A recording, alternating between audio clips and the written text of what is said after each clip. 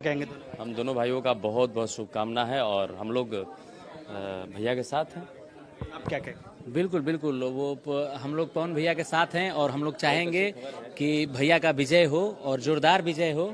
हम लोग साथ हैं, हम लोग हर वक्त साथ हैं और जब भी भैया पुकारेंगे हम लोग ऑलवेज भैया के साथ हैं। क्या चुनाव प्रचार करने के लिए जाएंगे जिस तरीके से फैन एकदम एकदम एकदम 200%। किस तरीके से प्रमोशन देंगे, गर्दा कर देंगे।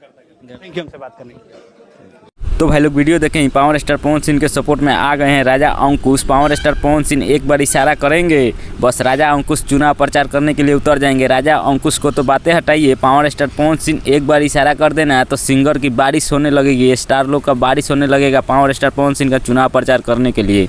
तो भाई लोग पावर स्टार पवन सिंह तो अकेले हिला के रखे हैं काराकट में, क्योंकि भाई लोग सुपर स्टार हैं एकदम धमकौला से हुई। पावर स्टार पवन सिंह अकेले हिला के रख दिए हैं काराकट को।